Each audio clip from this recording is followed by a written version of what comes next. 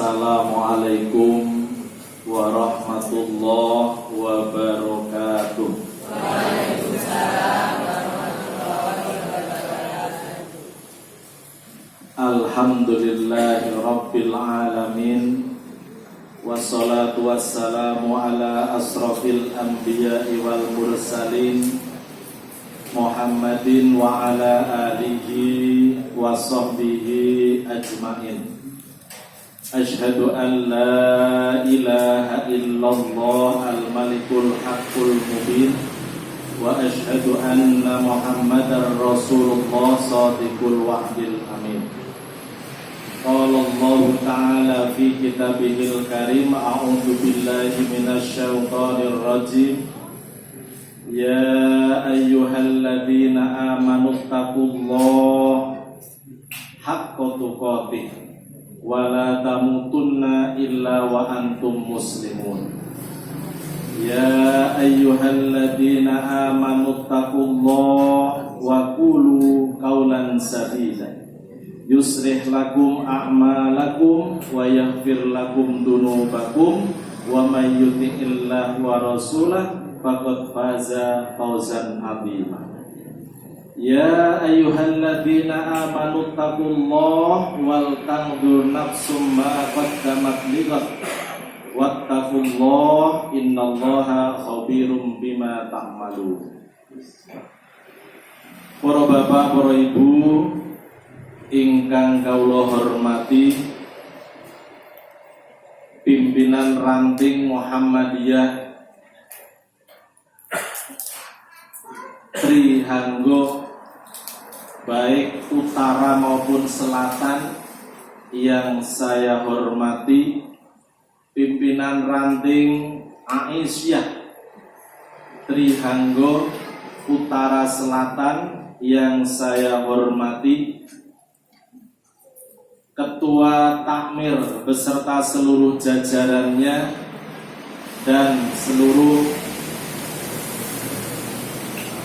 pemerintahan Kalurahan Trihanggo yang pada kesempatan kali ini ketempatan untuk pengajian.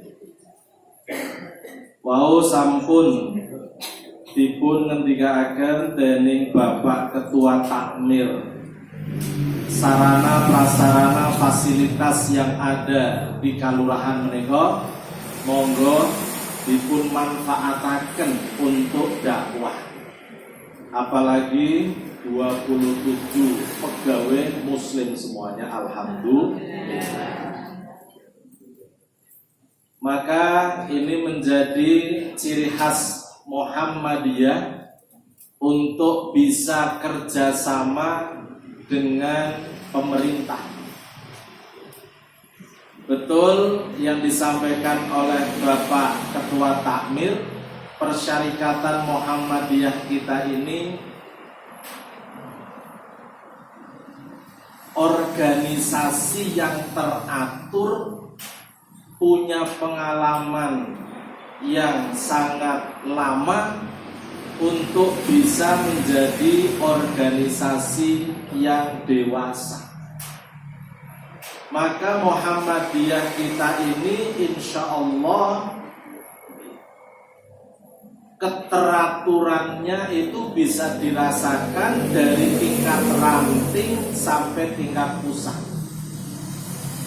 Kalau ada organisasi sosial kemasyarakatan bahkan keagamaan yang sering gonjang-ganjing bahkan pengen mengadakan muktamar luar biasa, Muhammadiyah tidak pernah. Apa pernah ada gonjang-ganjing di PRM Trihanggo untuk mengadakan musrah luar biasa? Betul nggih? Insya Allah Pak Heru Pak Teguh ingkang mimpin PRM Trihanggo menika sosok yang tepat untuk memimpin. Sinten? Oh, ini ya ketua Pak Hakim kali Pak Abdul Hakim. Iya, ternyata tetangga, ya tetangga satu kampung ada di daerah kami orang Barat ya. Jadi maka kalau nanti bahasanya Indonesia, ya kami menghindari supaya Bapak Ibu tidak kena bahasa orang-orang Barat. Karena orang Barat itu bahasanya Inggris ya, Mas Hakim ya. Iya, maksudnya orang Tegal gitu ya. Bapak Ibu yang dirahmati Allah, itulah Muhammadiyah. Maka Muhammadiyah itu kelihatan fleksibel. Ya. Bahkan kemarin Tanwir itu permusyawaratan Muhammadiyah tingkat pusat yang levelnya di bawahnya muktamar. Tapi hanya ada di pimpinan pusat. Kalau pimpinan ranting boleh namanya muspimran, ya. Kalau tertingginya ranting namanya musran, musyawarah ranting. Makanya menawi badhe musyawarah pimpinan 1 tahun sekali, ranting menika namanya bukan musran tapi muspimran. Musyawarah pimpinan ranting. Nah, kalau di pusat namanya Tanwir. Tanwir kemarin itu ditempatkan di Nusa Tenggara Timur, Kupang. Tuan rumahnya Kupang, PWM Nusa Tenggara Timur, oleh PWM NTT ditempatkan di Universitas Muhammadiyah Kupang. Maka pada saat itu ketika pembukaan, orang-orang sudah mempersiapkan diri, pengamanan oleh Kokam. Kalau Kokam Komandan Gamping menika Dantoro, ya, itulah Dantoro gitu. Dan mereka ternyata kalau pasukannya Dantoro itu pada pakai jilbab, Kokamwati itu pakai jilbab. Tapi kalau di Kupang, Kokamwatinya itu nggak pakai jilbab. Setelah ditanya, lo kok nggak pakai jilbab? Nah, saya Nasrani. Hebat ya. Kokam Nasrani. Lebih heboh lagi ketika paduan suara. Ya toh, menyanyikan Indonesia Raya nggak masalah. Mau semuanya bisa nyanyi.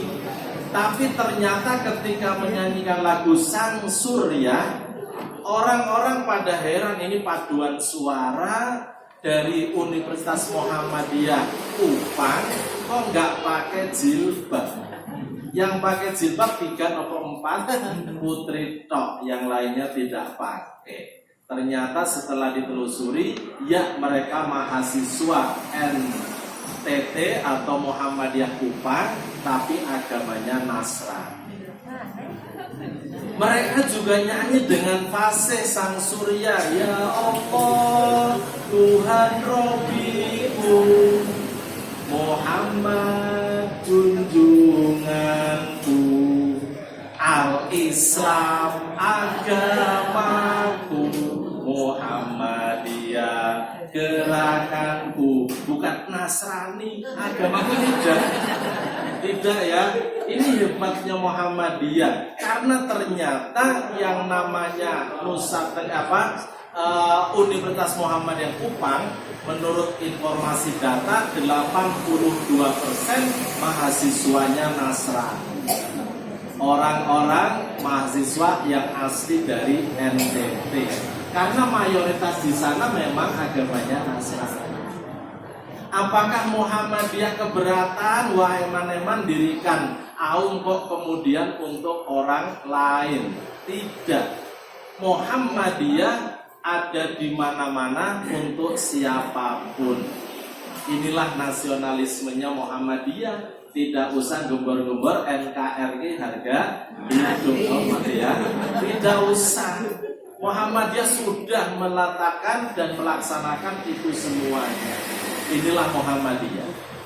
Maka Bapak Ibu, alhamdulillah dengan adanya Universitas Muhammadiyah Kupang, menurut data dan informasi setiap tahunnya di Muhammadiyah Kupang sana itu panen orang yang masuk Islam. Mereka mengucapkan 2 kalimat syahadat baik mahasiswa maupun orang tuanya. Karena mereka mengetahui Islam ternyata baik. Islam ternyata bagus dan sangat masuk akal. Demikian pula seperti di Papua. Orang Papua itu kalau melihat asetnya Muhammadiyah, itu mereka menjaga. Bahkan ada perang suku sekalipun, maka ada syaratnya. Syaratnya sekolah itu jangan dibakar. Karena sekolah itu Muhammadiyah. Itu sekolah untuk anak-anak kami, ya, yang mereka itu disekolahkan di sekolahnya Muhammadiyah. Nah, ini kan hebat. Maka peraturan Muhammadiyah kita ini karena kepemimpinan dan keorganisasiannya teratur, ya, sangat teratur, sangat rapi. Tidak ada satu jengkal tanah pun milik Muhammadiyah yang namanya nama Pak Hakim, tidak. Misalnya ini diwakafkan atau kemudian ranting itu membeli tanah 5 hektar misalnya gitu ya. Tapi semuanya itu akan bernama persyarikatan.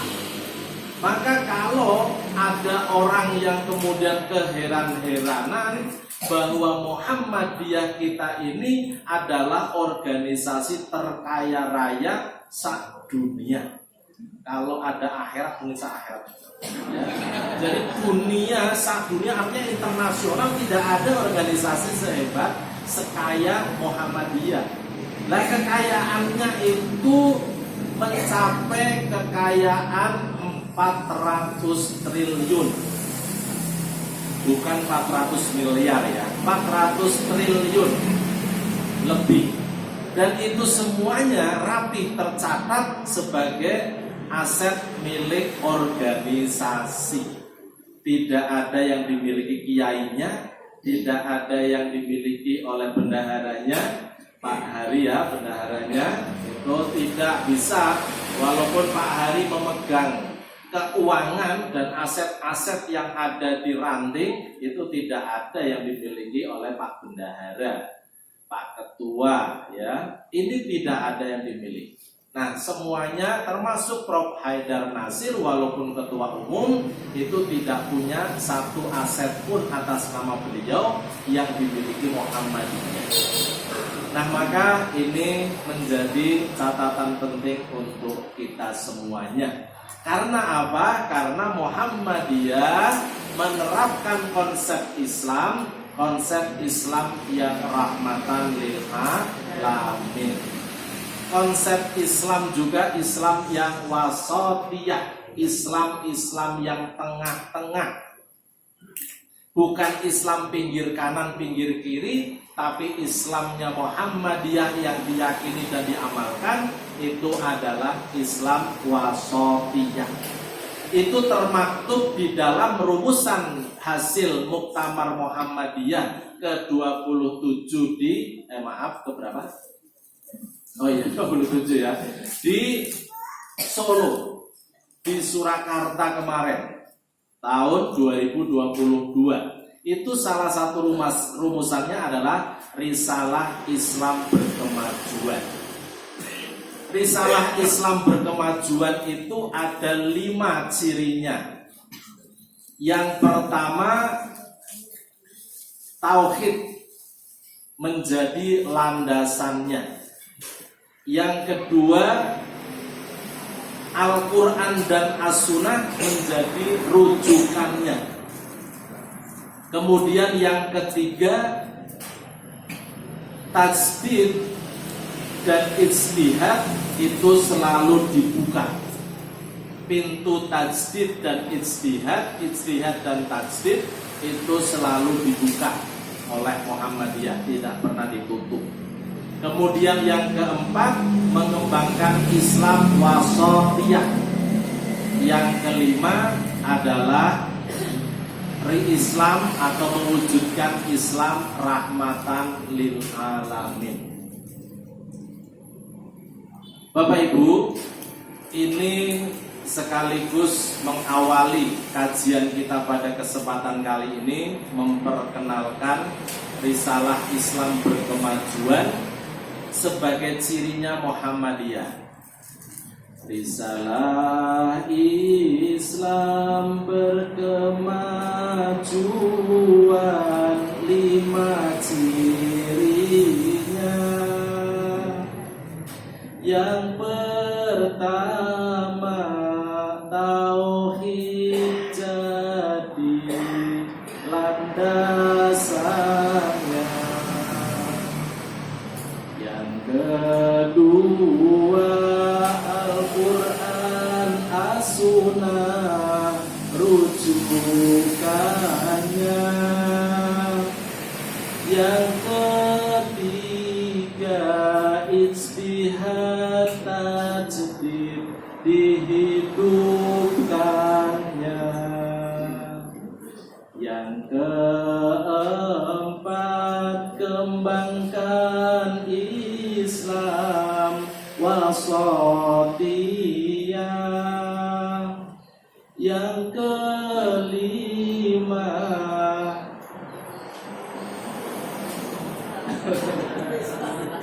apa yang kelima? Betul, rahmat Islam bagi seluruh alam.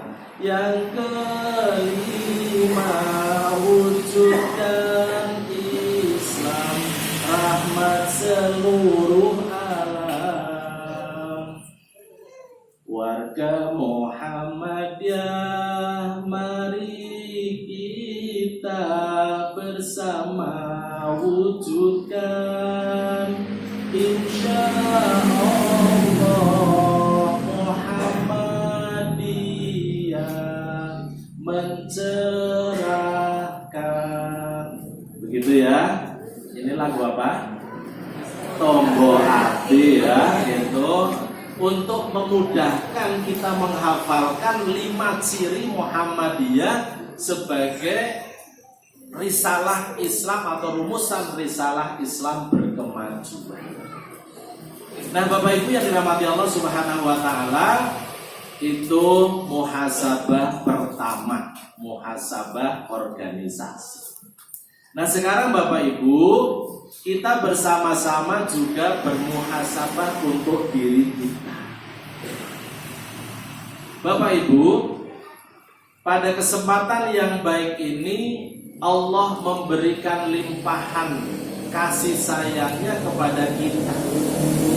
Allah melimpahkan kenikmatan kepada kita. Nikmat sehat lan nikmat sempat. Ada orang, ada anggota Muhammadiyah, jamaah Muhammadiyah Aisyah yang sudah persiapan, penuh kesiapan untuk berangkat pengajian, tapi ternyata Allah tidak mengizinkan karena sakit. Tapi alhamdulillah kita diberi sehat sehingga sampai sekarang kita bisa beraktivitas, bahkan bisa menghadiri pengajian, alhamdulillah. Nah, ini kenikmatan. Demikian pula kesempatan. Sehat yo sehat, tapi kalau tidak sempat, Allah sempitkan niat dan hati. Sudah tahu ada pengumuman, bahkan ada undangan, bahkan diumumkan oleh Pak Lurah gitu, bahwa mau ada ketempatan pengajian, tapi ternyata sudah tahu, sudah membaca, Pak Takmir tadi juga sampun menunjukkan, tapi yang namanya tidak sempat, itu ya tidak sempat. Ya toh, tidak sempat ya tidak menyempatkan. Padahal nggih sampun tahu. Nah, malah kemudian ada yang sudah mempersiapkan diri untuk berangkat. Ketika sudah mau berangkat, sudah dandan ya, sudah pakai wangi-wangian, tapi melihat tumpukan baju karena habis hujan gitu ya, tumpukan piring, gelas gitu sih kotor, maka kemudian tergoda mau berangkat apa nyuci, berangkat apa nyuci, akhirnya yang menang nyuci. Wah, mengkonek pengajian ngatas jam 8, mangke mboten selesai pekerjaan rumah, akhirnya copot-copot meneh, kemudian langsung asa-asa umbah-umbah. Tapi orang yang kemudian kuat tekadnya, kuat niatnya, Allah luaskan niatnya, Allah luaskan hatinya. Ya, memang ada banyak pekerjaan sak tumpuk rong tumpuk, tapi kemudian saya tak ngaji dulu untuk tolabul ilmi, bahkan untuk silaturahmi. Karena yang namanya pengajian itu mendatangi majelis ilmu, majelis taklim, di situ Allah sesungguhnya sedang memudahkan jalan kita menuju surga. Man salaka tariqan yaltamisu bihi ilman sahalallahu tariqan ilal jannah.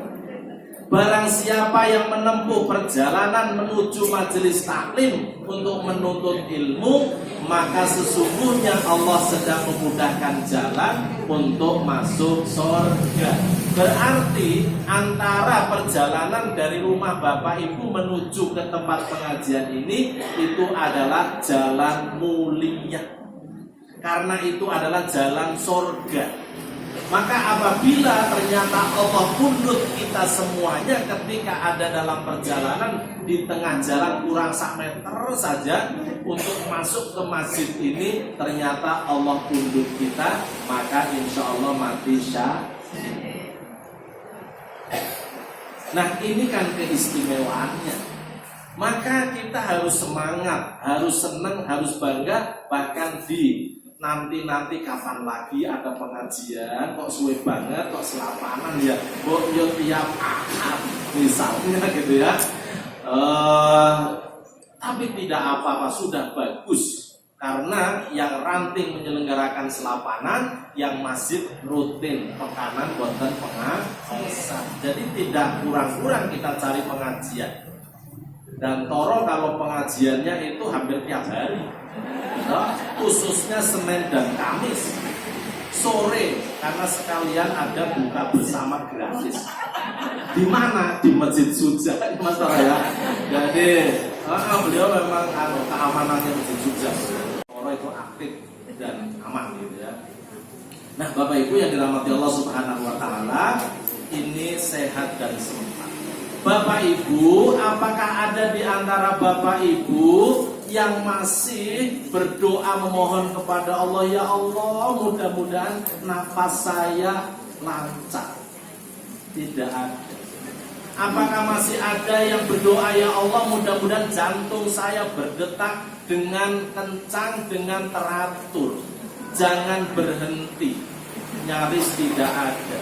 Apakah ada di antara Bapak Ibu yang mohon kepada Allah, ya Allah, mudah-mudahan aliran darah saya lancar untuk dipompa dari jantung ke seluruh tubuh sehingga anggota badan saya bisa bergerak dengan baik? Tidak ada. Tapi Allah semuanya memberikan itu kepada kita karena kasih sayang Allah. Andai kata Allah menentukan lain, maka yang terjadi adalah fatal. Jumat pagi saya ke IGD untuk mendoakan saudara teman di perawat farmasi yang sedang jaga malam. Tapi ternyata tidak ketahuan, tahunya ya memang karena shift malam, biasanya lagi rada kosong ya, kemudian tidur di bangku atau meja itu telumpuk begini. Ternyata tidak bangun-bangun. Dibangunkan tidak bangun, akhirnya dilihat ternyata sudah agak biru, ternyata pingsan dan informasinya henti jantung. Langsung dipacu di IGD sampai siang kemarin belum sadarkan diri. Nah, ini bisa kejadian. Bapak Ketua PRM mana nopo Tirta nopo nggih? takmiripun Masjid Al-Aman Bapak Miftahul Haq, Ketua Majelis Tabligh Muhammadiyah BWM, habis sholat isya kemudian ngobrol-ngobrol kali remaja masjid teng angkringan masjid menika jam 11 ternyata terasa sesak dan keringat dingin. Minta diantar ke putrane, Mas saya diantar ke TKU ya, tapi jangan bilang-bilang ibunya.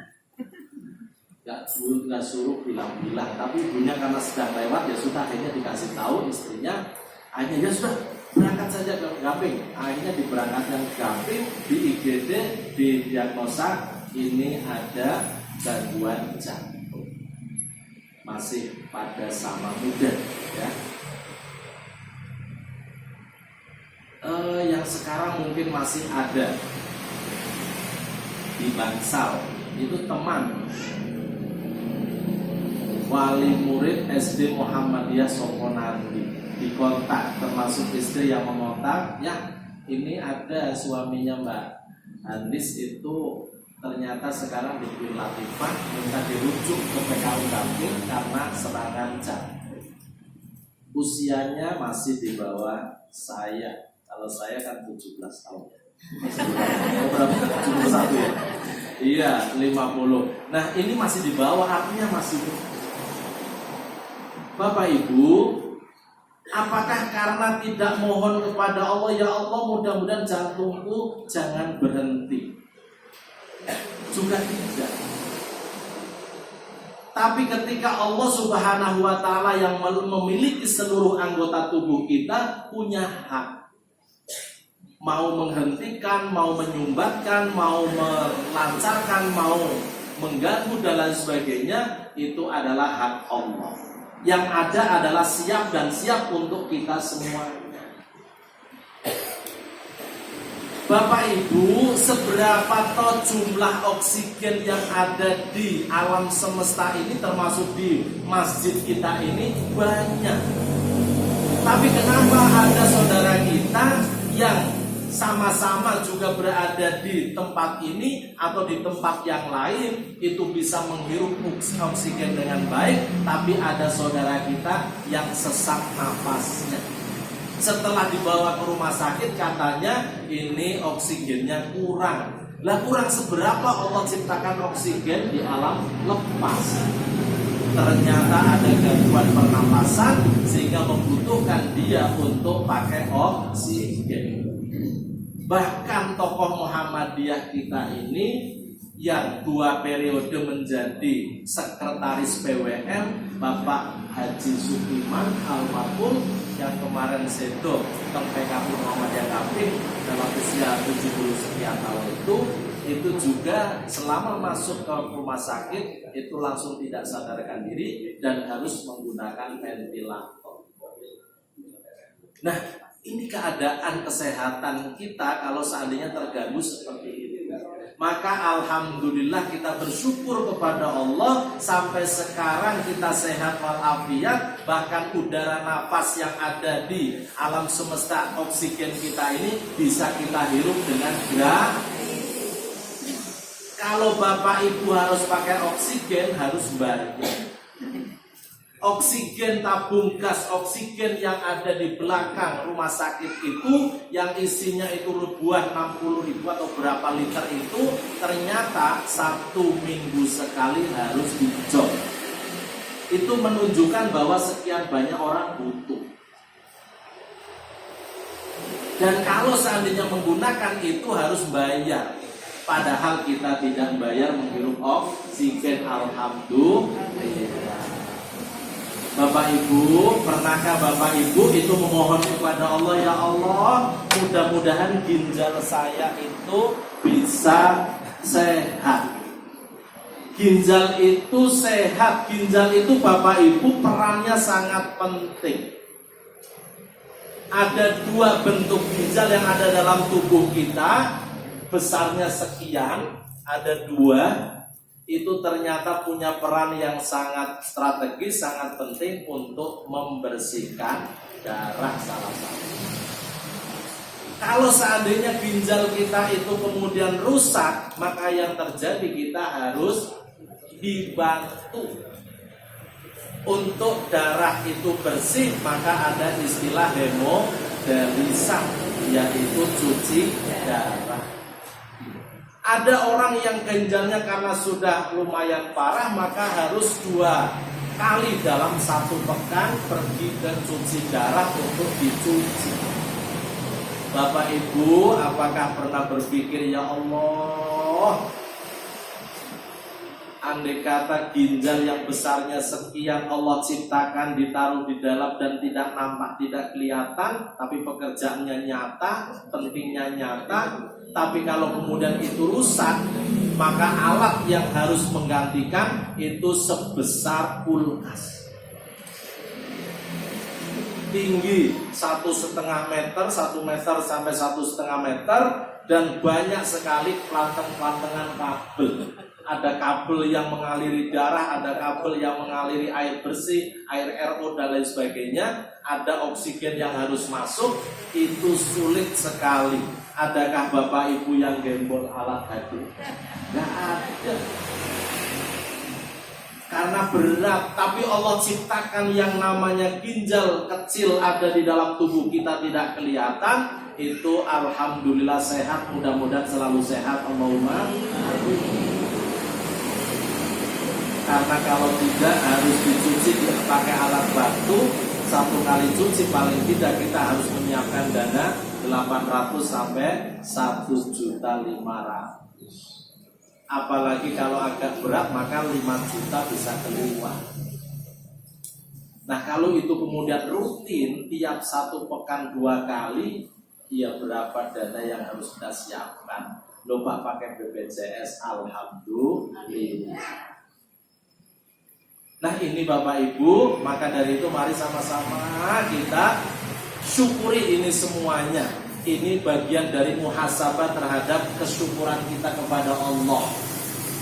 Apa yang sudah diberikan, salah satu bentuk dari syukur kita berangkat pengajian, kita melaksanakan ibadah, itu adalah bentuk kesyukuran kepada Allah Subhanahu wa Ta'ala. Bapak Ibu, yuk kita coba ya untuk menambah kesyukuran kita. Bapak Ibu, coba kita rasakan betul nafas kita.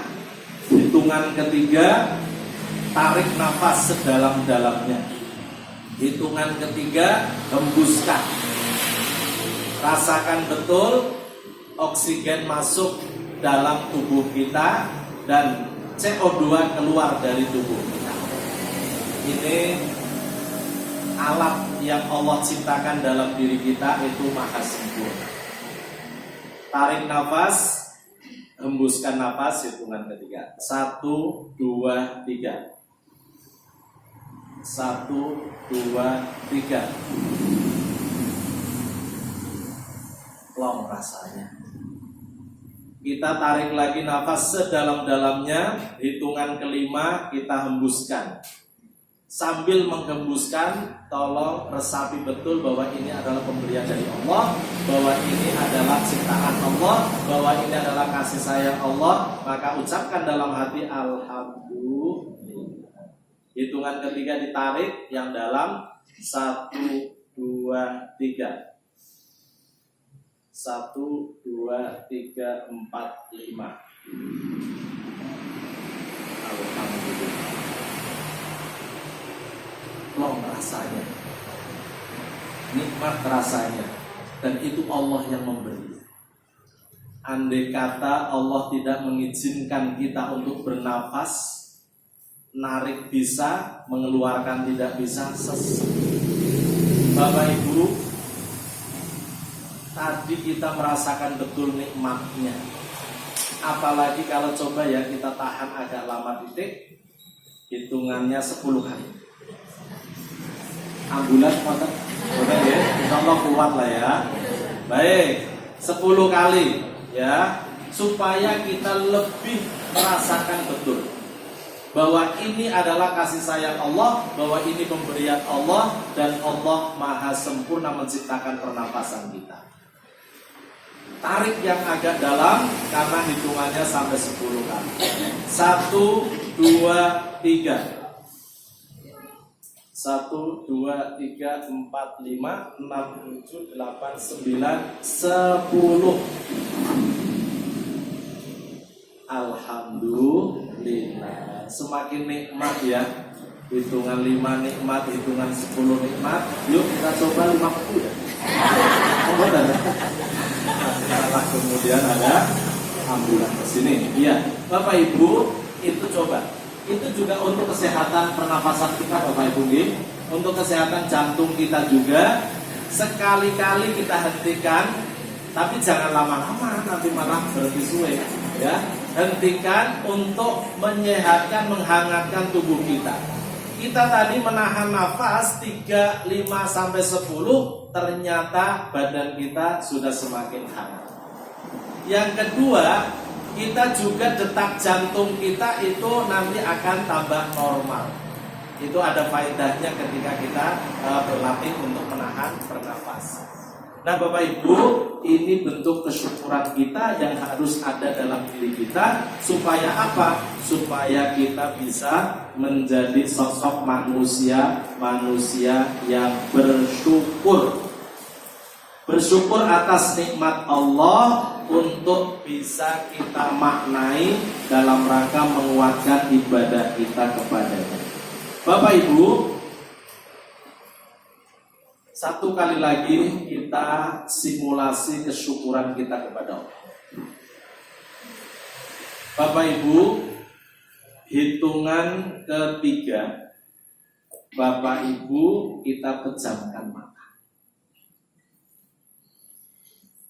Karena selama ini kita juga tidak lagi memohon kepada Allah, ya Allah, mudah-mudahan mataku, penglihatanku masih terus bisa melihat. Nyaris sudah tidak ada doa itu, tapi Allah memberikan. Sekali lagi karena kasih sayang Allah kepada kita. Doa-doa yang lazim kita bunyikan itu, ya Allah, mudah-mudahan anakku menjadi anak yang solihah, sukses dunia dan akhirat. Doa yang lazim, ya Allah, mudah-mudahan saya dan keluarga dibukakan pintu rezeki sebanyak-banyaknya. Tapi tidak ada lagi yang berdoa nafas, berdoa mata, berdoa ginjal, berdoa jantung, tapi semuanya Allah berikan kepada kita. Alhamdulillah. Hitungan ketiga, pejamkan mata. Kita coba akan merasakan nikmatnya ketika bisa melihat. 1, 2, 3. Bapak Ibu, masih dalam pejaman mata kita. Begini rasanya ketika Allah Subhanahu wa ta'ala menutup mata kita. Kita tidak bisa melihat, jangankan yang jauh, yang dekat, yang tadi kita melihat tetangga kita, saudara kita, sekarang tidak nampak. Tadi kita ingat wajah teman kita yang begitu cantik, yang begitu mempesona. Kita melihat alam di sekitar rumah kita yang masih terhampar sawah. Kita bisa melihat ke utara, julang tinggi begitu indah Merapi. Kita juga bisa melihat anak cucu kita yang menggemaskan, yang lucu, yang cantik, yang solih dan solih. Tapi ketika pejaman mata ini, ya Allah, Engkau tidak izinkan kami untuk membukanya kembali, ya Allah. Tentu kami akan terbatas untuk merasakan dunia ini karena tidak bisa melihat. Ya Allah, tidak lagi kami memohon kepadamu, ya Allah, untuk senantiasa sehat mata kami dan bisa melihat alam semesta ini. Andai kata Engkau tidak mengizinkan kami untuk bisa melihat kembali alam dunia kita ini, kita tidak bisa melihat rumah kita, kita tidak lagi bisa melihat istri dan suami kita, kita tidak bisa lagi melihat yang biasa kita lihat. Tapi ya Allah, dengan izin-Mu, dengan kasih sayang-Mu, insya Allah Engkau masih mengizinkan kami untuk bisa melihat. Bapak Ibu, hitungan ketiga dibuka mata kita. 1, 2, 3. Subhanallah, alhamdulillah. Ternyata Allah bisa mengizinkan kita untuk kembali melihat. Saya tadi tidak lihat ada air putih karena pejamnya mata kita, tapi sekarang masih ada karena tersegel, jadi saya tidak minum. Kalau segelan kan biasanya murni gitu ya. Bapak Ibu, ini keindahan, ini kasih sayang. Maka yang harus kita introspeksi dalam diri kita, semua itu kita gunakan untuk apa? Kalau kita gunakan untuk ibadah kepada Allah, maka insya Allah ini yang tepat. Allah sangat murka kalau seandainya kenikmatan yang Allah berikan kepada kita, anggota tubuh yang diberikan kepada kita, yang merupakan nikmat yang tiada tara dari Allah Subhanahu wa Ta'ala, kok digunakan untuk membangkang, kok digunakan untuk maksiat, maka Allah sangat murka. Orang-orang yang maksiat, orang-orang yang membangkang atas perintah Allah, tidak taat, itu maka kemudian Allah langsung menempatkan dia dalam golongan orang-orang yang merugi. Nah, maka Bapak Ibu yang dirahmati Allah Subhanahu wa Ta'ala, kita akan menggunakan ini semuanya untuk sarana prasarana mendekatkan diri kita kepada Allah dalam ibadah. Apa itu ibadah? Ibadah itu taqarrubu ilallah, mendekatkan diri kita kepada Allah biimtithali awamirihi wajtinabi nawahihi wal amru bima adina bihi syari'. Ibadah itu adalah taqarrub ilallah, mendekatkan diri kita kepada Allah. Mendekatkan diri kita kepada Allah tidak hanya lewat ibadah-ibadah mahdhah. Ibadah ghairu mahdhah juga bisa. Ibadah mahdhah seperti sholat, puasa, zakat, haji. Tapi ibadah yang lain atau ibadah yang amalah itu juga ibadah. Ibadah itu oleh Muhammadiyah sangat luas. Ya, baik ibadah di masjid ketika sholat maupun ketika kita di rumah itu juga bisa ibadah. Pulang dari pengajian masih ingat banyak tumpuan cucian, kemudian dicuci bareng karo suaminya, itu juga ibadah. Kata ibunya, sengoro gitu. Oh, pakai bareng gitu ya. Ya toh. Bapaknya yang usung-usung, ibunya yang izin, gak apa-apa. Nah itu juga ibadah. Bapaknya izin ke istri, Bu, Umi, Ma, saya berangkat kerja untuk ibadah. Kerja niat ikhlas juga bisa jadi ibadah. Nah maka dari itu ibadah kerja kita, ibadah kegiatan sosial Ikatan Muhammadiyah itu niat ikhlas taqarrub ilallah, mendekatkan diri kita kepada Allah Subhanahu wa Ta'ala. Maka insya Allah Allah akan bisa memberikan kenikmatan kepada kita. Karena yang namanya ibadah adalah taqarrub ilallah. Nah Bapak Ibu yang dirahmati Allah Subhanahu wa Ta'ala, itu mudah-mudahan bisa menjadi pelajaran untuk kita semuanya. Saya akan membacakan satu ayat yang bisa kita jadikan sebagai ibrah, pelajaran untuk kita terkait dengan muhasabah. Yang pertama, ayat yang ada di dalam Al-Quran yang saya tadi bacakan ya, Al-Hasyr ya. Ada 3 waktu yang bisa kita jadikan sebagai bahan evaluasi atau bahan muhasabah.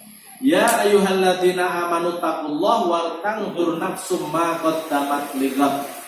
Ada 3 waktu menurut beberapa keterangan dari ahli tafsir itu ada 3 waktu. Yang pertama waktu sekarang, Yang kedua, waktu yang lalu, yang lampau, dan yang ketiga, waktu yang akan datang.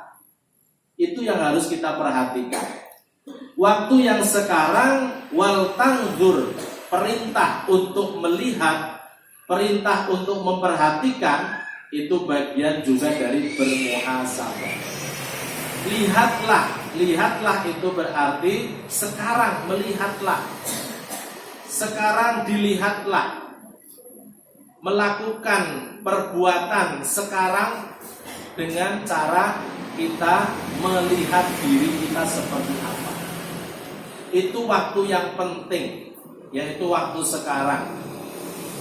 Waktu yang lalu, qaddamat, itu adalah waktu yang lampau yang bisa kita perhatikan.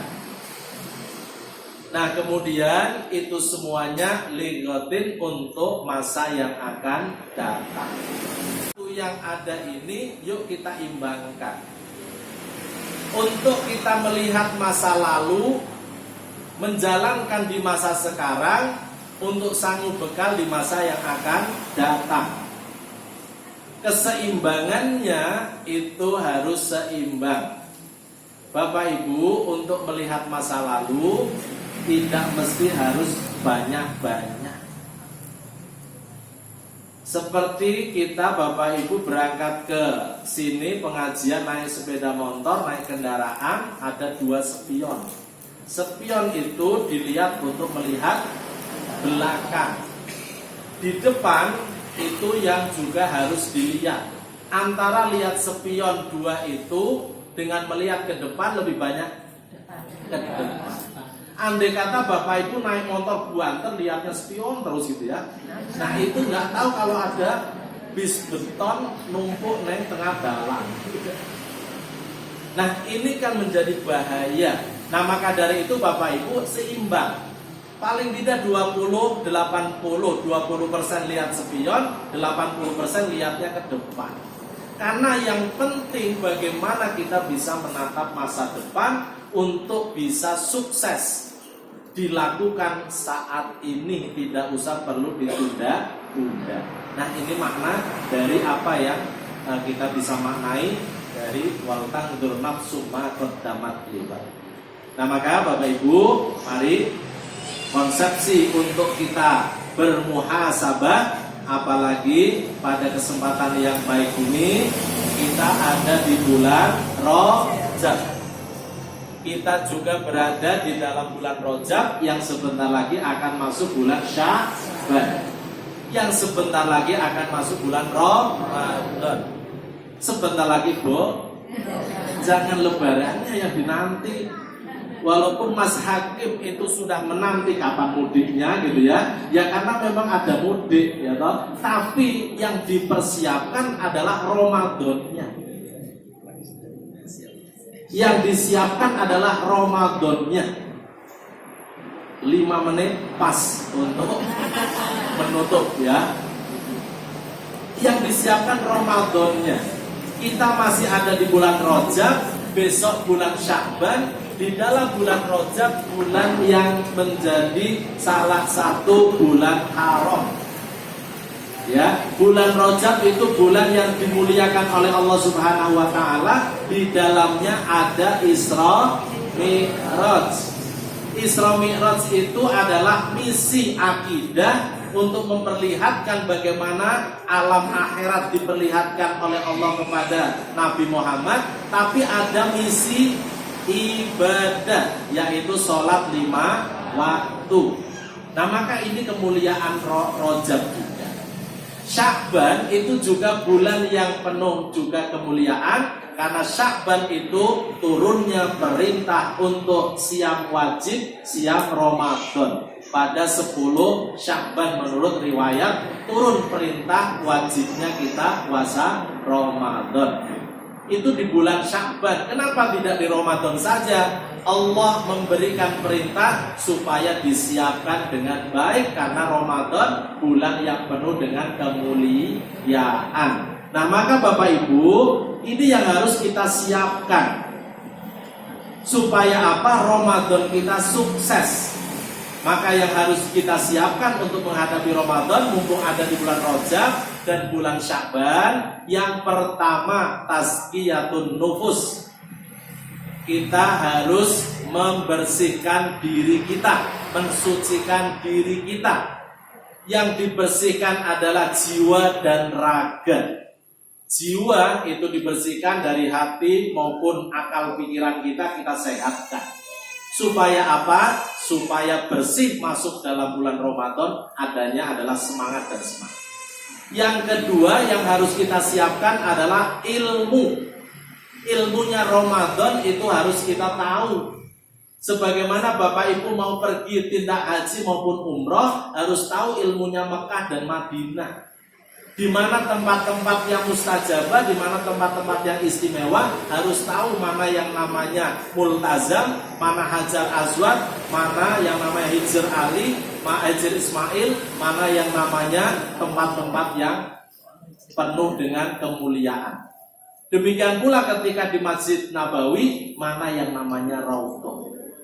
Nah ini kan harus tahu ilmunya sehingga sampai sana tidak bingung. Tidak hanya kemudian ini tempat bagus selfie. Tidak hanya itu, tapi kemudian menikmati ketika bisa masuk Raudhah. Kok orang pada rebutan, ngapain toh repot-repot rebutan? Kenapa tidak diperebutkan? Karena kemuliaan ada di sana. Itu karena tahu ilmunya. Kalau tidak tahu ilmunya, ya sudah pokoknya pelesir saja. Tapi kalau tahu ilmunya, insya Allah. Demikian pula ilmu Ramadan. Begitu istimewanya Ramadan, amalan-amalan dilipat gandakan kebaikannya. Nah maka dari itu tazkiyatun nufus dan juga nanti ada yang namanya ilmu dikuasai.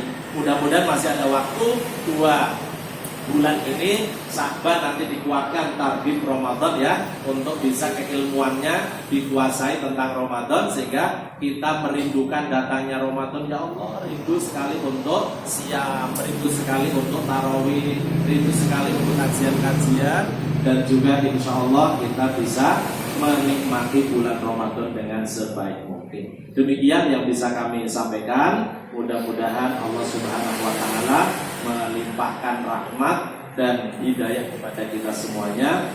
Kurang lebihnya mohon maaf. Billahi taufiq wal hidayah. Fastabiqul khairat. Assalamualaikum warahmatullahi wabarakatuh.